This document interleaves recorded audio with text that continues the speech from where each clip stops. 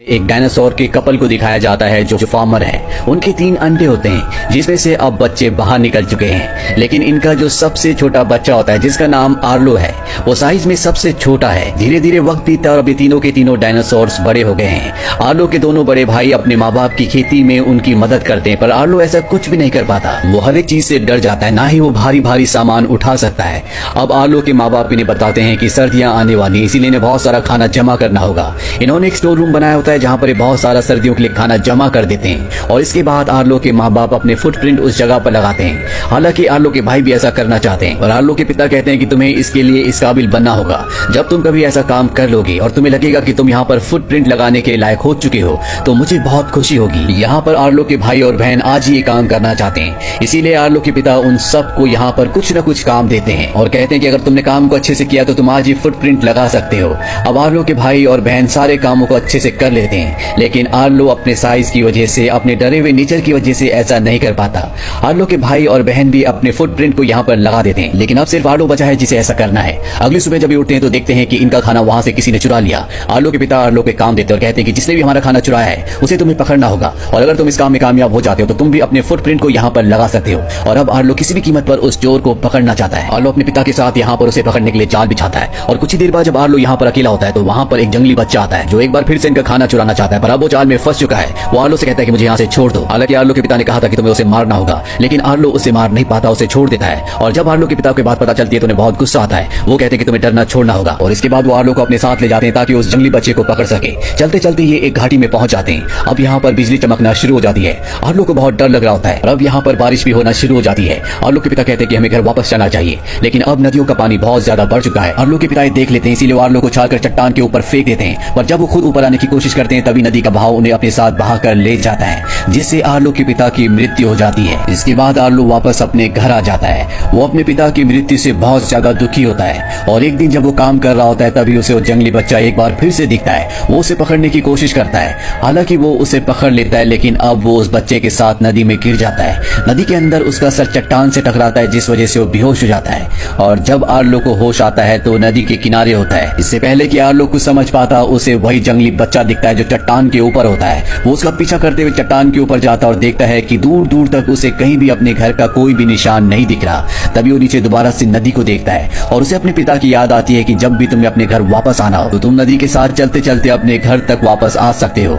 और अब आर्लो नदी के किनारे चलते चलते घर की तरफ बढ़ने लगता है, लेकिन पत्थरों के ऊपर चलते चलते उसके पैर से खून निकलना शुरू हो जाता है। आर्लो भूखा भी होता है और तभी उसे पेड़ पर कुछ फल दिखते हैं जो कि बहुत ऊपर होते हैं। आर्लो उन तक पहुंचने की कोशिश करता है, लेकिन पत्थर से उसका पैर स्लिप हो जाता है, लुढ़कते हुए नीचे आता है और पत्थर के नीचे उसका पैर अब फंस चुका है। आर्लो वहां से निकलने की कोशिश करता है, लेकिन वो निकल नहीं पाता।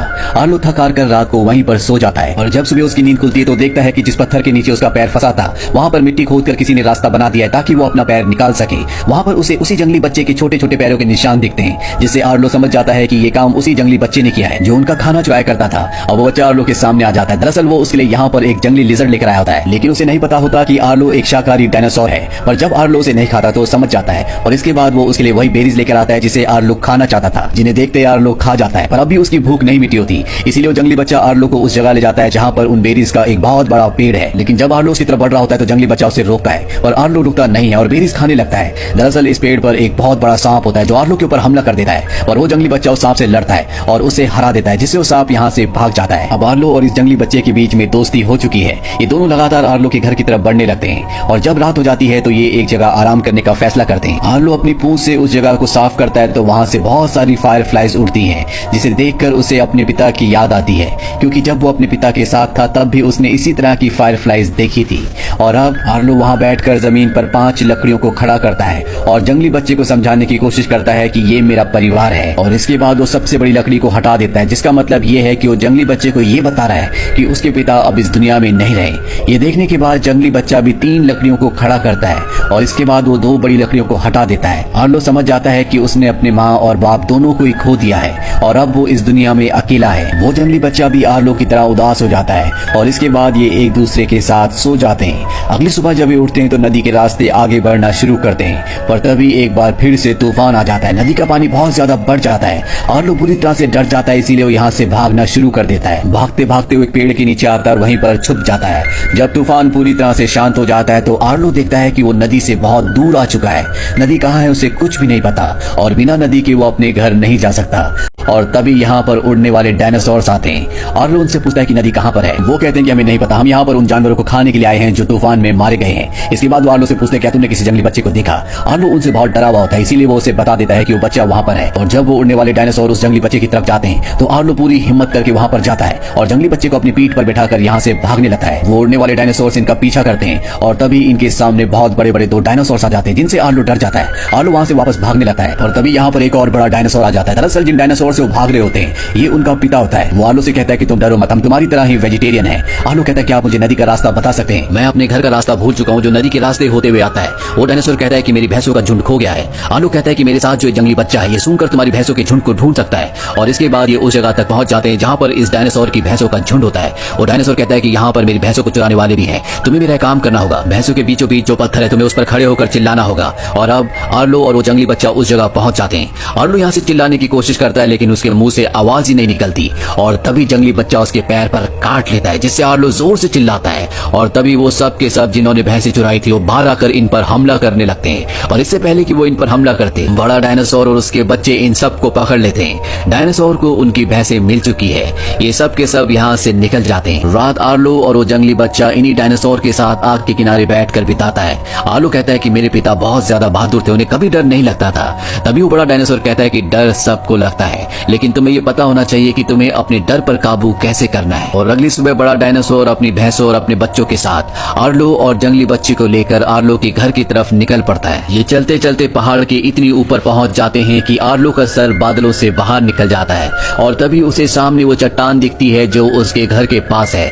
आर्लो समझ जाता है कि जल्दी वो अपने घर तक पहुंच जाएगा। इसके बाद डायनासोर्स इन्हें यहीं पर छोड़कर वापस निकल जाते हैं और अब आर्लो और जंगली बच्चा दोनों खुशी खुशी चिल्लाते हुए उस तरफ बढ़ने लगते हैं। और जब वो छोटा जंगली बच्चा चिल्ला रहा होता है तभी उसी तरह की आवाज उसे सामने से आती है और जब ये दोनों सामने देखते हैं तो वहाँ पर जंगली बच्चे की तरह दिखने वाला एक आदमी होता है। दरअसल यही आदमी आवाजें निकाल रहा होता है। जंगली बच्चा उसकी तरफ बढ़ने लगता है लेकिन आर्लो उसे मना करता है और अपनी पीठ पर बैठाकर यहाँ से आगे की तरफ बढ़ चलता है। और तभी वहाँ पर उड़ने वाले डायनासोर जो पहले भी जंगली बच्चे को मारना चाहते थे वो वहाँ पर आ जाते हैं। वो जंगली बच्चे को पकड़ लेते हैं। हालांकि आर्लो उसे बचाने की कोशिश करता है लेकिन वो डायनासोर उसे अपने साथ उड़ाकर ले जाते हैं। आर्लो चट्टान से नीचे गिर जाता है और पेड़ की लताओं में फंस जाता है। पर तभी वहाँ पर उसे एक बहुत बड़े डायनासोर का साया दिखता है और ये और कोई नहीं बल्कि उसके पिता होते हैं जिन्हें देखकर वो खुश हो जाता है। आर्लो अब उन लताओं से आजाद हो चुका है। वो अपने पिता के पीछे पीछे जाने लगता है। दरअसल उसके पिता उसे वापस घर ले जा रहे होते हैं और तभी आर्लो देखता है कि जमीन पर यानी कि मिट्टी पर उसके पैरों के निशान तो बन रहे हैं लेकिन उसके पिता के पैरों के निशान नहीं बन रहे। दरअसल उसे सिर्फ अपने पिता के विजन दिख रहे होते हैं। वो उन्हें कहता है कि वो घर जाने से पहले अपने दोस्त जंगली बच्चे को छुड़ाना चाहता है। उसके पिता को अपने बेटे पर गर्व होता है और अब आर्लो उस तरफ बढ़ चलता है जहाँ पर उड़ने वाले डायनासोर उस जंगली बच्चे को ले गए हैं। आर्लो देखता है कि नदी के किनारे वो डायनासोर उस जंगली बच्चे को खाने की कोशिश कर रहे हैं लेकिन वो पेड़ के अंदर चला गया होता है, वहाँ पे छुपा होता है। और अब आर्लो को बहुत गुस्सा आता है। वो भागता हुआ जाता है और उड़ने वाले डायनासोर को टक्कर मारता है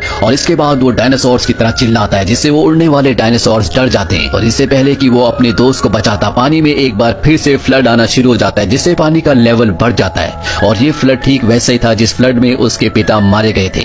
लेकिन अब आर्लो अपने दोस्त को बचाना चाहता है इसीलिए वो अपनी जान की परवाह किए बगैर पानी में कूद जाता है और इससे पहले कि फ्लड जंगली बच्चे से टकराता वो उसे पकड़ लेता है। ये दोनों के दोनों ऊपर झरने से नीचे गिर जाते हैं लेकिन आर्लो ने उस जंगली बच्चे को बचा लिया है। वो उसे किनारे पर ले आता है। आर्लो ने जंगली बच्चे की जान बचा ली है और अब भी दोनों के दोनों आर्लो के घर की तरफ बढ़ने लगते हैं। और तभी वो केवमैन जो पहले भी इनके सामने आया था वो एक बार फिर से इनके सामने आ जाता है। जंगली बच्चा भागते हुए उसके पास जाता है। वो केवमैन उसे अपने गले से लगा लेता है। यहाँ पर उस केवमैन की फैमिली भी होती है। दरअसल ये इस जंगली बच्चे को अपने साथ रखना चाहते हैं, अडॉप्ट करना चाहते हैं। और जंगली बच्चा वापस आर्लो के पास आ जाता है लेकिन आर्लो उसे वापस उनकी तरफ धकेलता है क्योंकि वो जानता है कि उसे अपने जैसे लोगों की जरूरत है, उसे प्यार की और केयर की जरूरत है। और जंगली बच्चा भी समझ जाता है कि यही उसके लिए ठीक होगा। ये दोनों एक दूसरे को अलविदा कहते हैं। इन दोनों की आंखों में आंसू होते हैं। लेकिन अब आर्लो अपने घर से बहुत नजदीक है। जल्दी वो अपने घर पहुंच जाता है जहां पर वो अपनी मॉम और भाई बहन को देखकर बहुत खुश होता है। हालांकि अब इनके पिता इनके साथ नहीं है पर फाइनली आर्लो अपने घर पहुंच चुका है। आर्लो की मॉम कहती है कि तुमने बहुत बहादुरी का काम किया है, तुमने एक बहुत लंबा सफर तय किया है। तुम्हारे पिता चाहते थे कि तुम हमेशा से एक बहादुर बनो और तुमने उनका सपना पूरा कर दिया। इसीलिए अब तुम्हें भी हक है कि तुम वहां पर अपना पैर का निशान लगाओ जहां पर हमारे पूरे परिवार का है। और इसके बाद आर्लो अपनी मॉम और डैड के पैर के निशान के बीच में अपने पैर का निशान भी लगा देता है। और इसी के साथ ये कहानी, ये फिल्म यहीं पर खत्म हो जाती है। ये फिल्म ईयर 2015 में रिलीज हुई थी। IMDb पर पर इसकी रेटिंग है 6.7। उम्मीद करते हैं कि ये कहानी आपको For more exciting movies like this, subscribe to our channel and press the bell icon so you get notifications for all our upcoming videos. Also like, share, and comment to let us know how you like this movie. Thank you.